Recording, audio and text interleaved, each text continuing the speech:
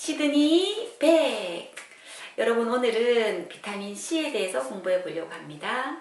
여러분, 비타민 하면 가장 먼저 떠올려지는 것, 어쩌면 제일 좀 만만한 것, 그게 우리 비타민 C잖아요. 그런데 이 비타민 C가 부족하면 죽을 수도 있어요. 그래서 사실 다른 비타민은 부족하기 전에 굶어 죽는다 하더라고요. 근데 비타민 C는요, 그 앞에 수식어가 생명의 비타민이라는 어떤 그 말이 붙을 만큼 생명까지 앗아갈 수 있다는 건데요.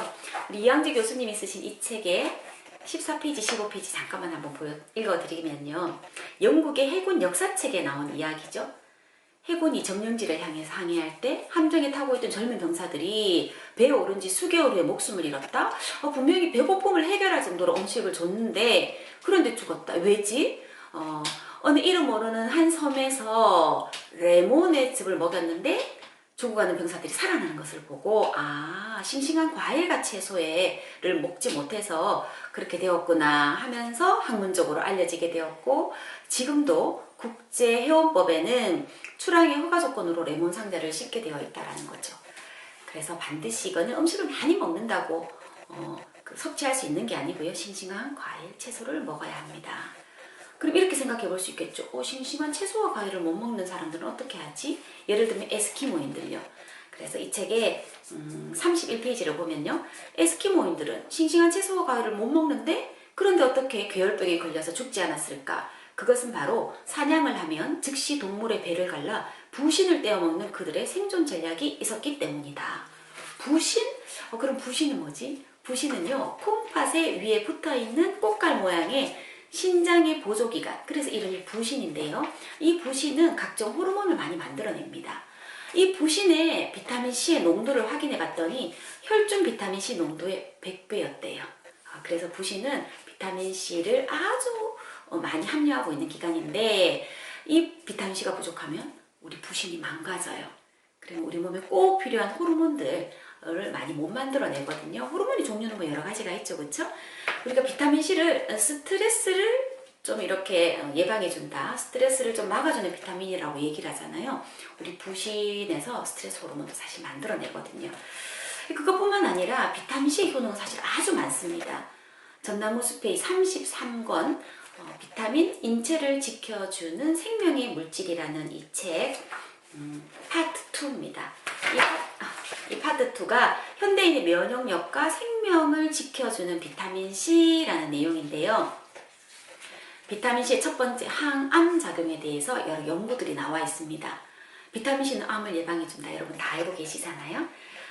이 최근의 연구들을 보면요, 비타민 C가 특정 대장암 세포를 억제해주고, 또 비타민 C가 암의 줄기 세포를 죽이는데, 비타민 C랑 또 여러 다른 물질들, 7가지 물질들의 이 암을 예방하는 효과를 이렇게 쭉 봤더니 비타민 C가 가장 암 줄기 세포를 억제하는 효과가 강력했대요.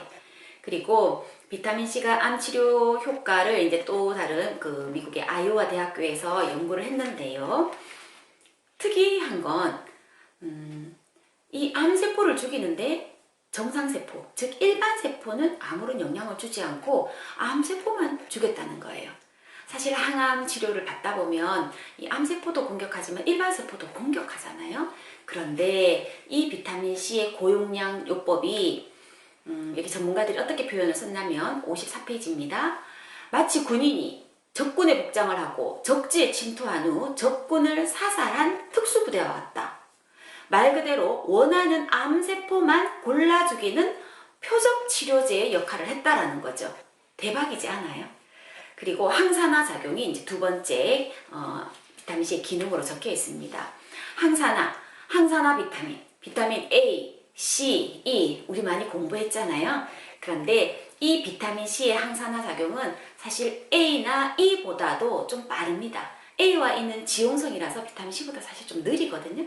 그런데 이 비타민 C의 항산화 작용이 특히 이 책에는 56페이지 이 책에는 생명 연장이라는 궁극적인 그 경쟁적인 결과를 만들어냈다라고 하는데요. 어떤 실험을 했느냐면 7일만 살 수 있는 쥐를 만들었어요. 그게 더 대단한 것 같은데요. 수명이 일주일입니다. 이 G를 만들어서 두 그룹으로 나누어서요. 한 그룹에는 비타민 C를, 한 그룹에는 비타민 C를 주지 않았어요.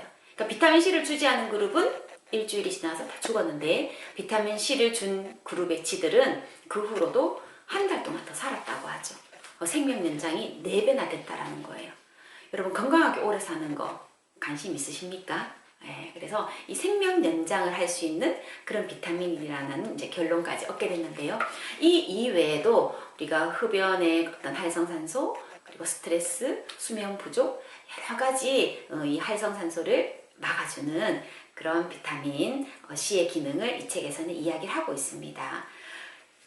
이 외에도요, 너무 많은 비타민 C의 어떤 구체적인 효능들이 이 책, 미국의 상온의 영양 문제 보고서, 잘못된 식생활이 성인병을 만든다라는 이 책에도 아주 자세하게 나와 있는데요. 47페이지입니다.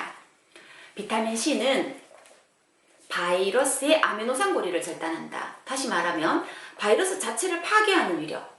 지금 코로나 바이러스 지금 다 뭐 너무 곤란한 상황이 있잖아요, 여러분.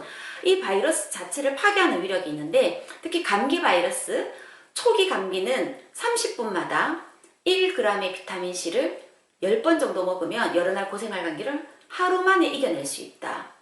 라이너스 폴린 박사가 이야기를 했습니다.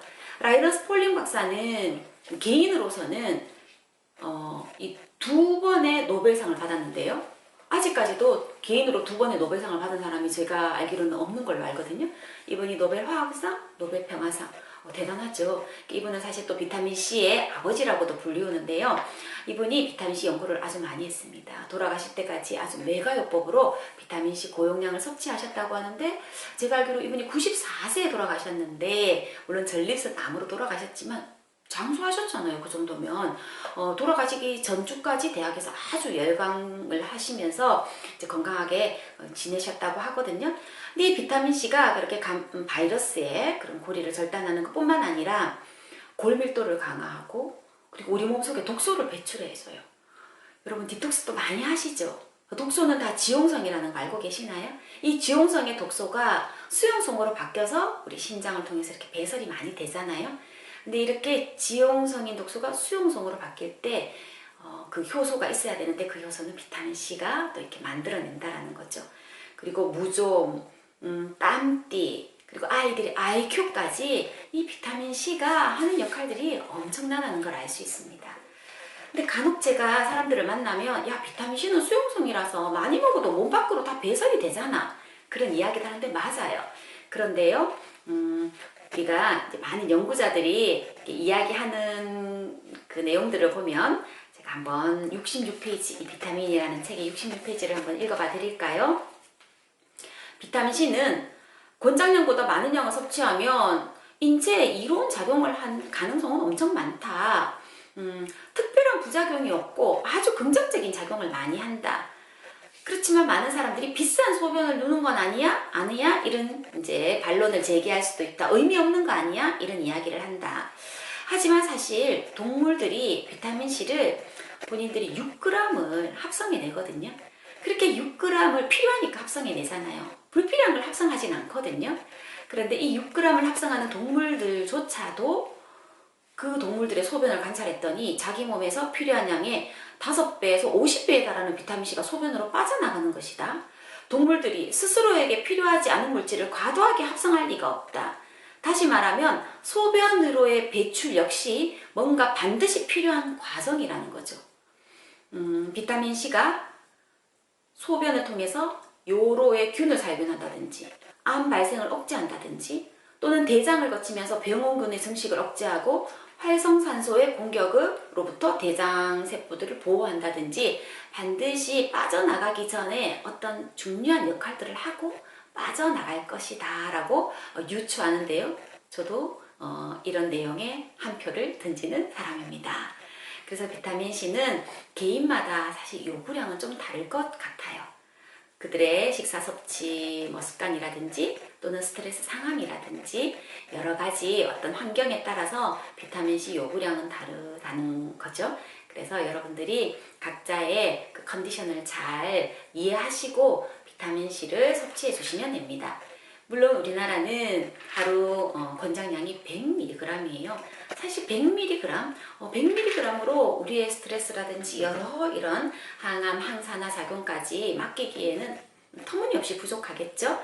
그래서 각자의 상황에 맞게 섭취를 하면 됩니다. 전 개인적으로 하루에 한 2g, 3g 정도 섭취를 하고 있거든요. 제가 소개하고 싶은 이 뉴트리라이트 아세로라 비타민, 원료는 아세로라 체리입니다. 빨간 체리가 아니라 이 미숙한 녹색의 체리인데요. 이 녹색의 아세로라에 아주 비타민C 함량이 높죠. 씨앗에서 완제품까지 뉴트리라이트 아세로라 비타민C는 만드는 과정부터가 완전히 다른데요. 그건 영상으로 만나보시겠습니다. 18세기 항해 선원들의 영양결핍에서 시작된 비타민C의 긴 역사 속에서 뉴트리라이트는 남다른 비타민C를 만들었습니다.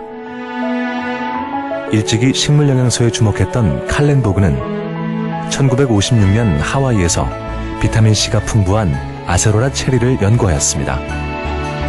그리고 프롬시드 투 프로덕트라는 철학하에 아세로라 C 비타민을 만들었습니다.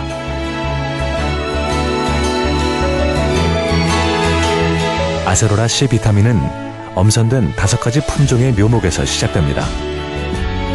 또한 엄선된 묘목일지라도 반건조 극한지대에서 2년의 적응 기간을 견뎌내야만 비로소 아세로라 체리를 생산할 자격을 얻습니다. 수확도 열매가 붉어지기 직전 아직 푸릇푸릇할 때 이루어집니다. 그때가 비타민C 함량이 가장 높기 때문이죠. 이렇게 수확된 아세로라 체리는 빠른 시간 내 농장한 첨단 농축시설로 옮겨집니다. 농축된 원조류는 영양소 파괴를 최소화하기 위해 저온에서 살균되고 고온에서 순간 건조되며 모든 생산 과정이 생산이력 추적 시스템으로 철저히 관리됩니다. 자연의 영양을 전달하는 뉴트리라이트만의 철학과 과학이 있기에 비타민C는 같다. 뉴트리라이트는 다르다. 뉴트리라이트 아세로라 C 비타민. 어때요, 여러분? 너무 대단한 우리 뉴트리라이트 아세로라 비타민이죠? 여러분, 비타민C 잘 챙겨 드시고 건강하게, 안전하게 여러분 오래오래 사십시오. 안녕!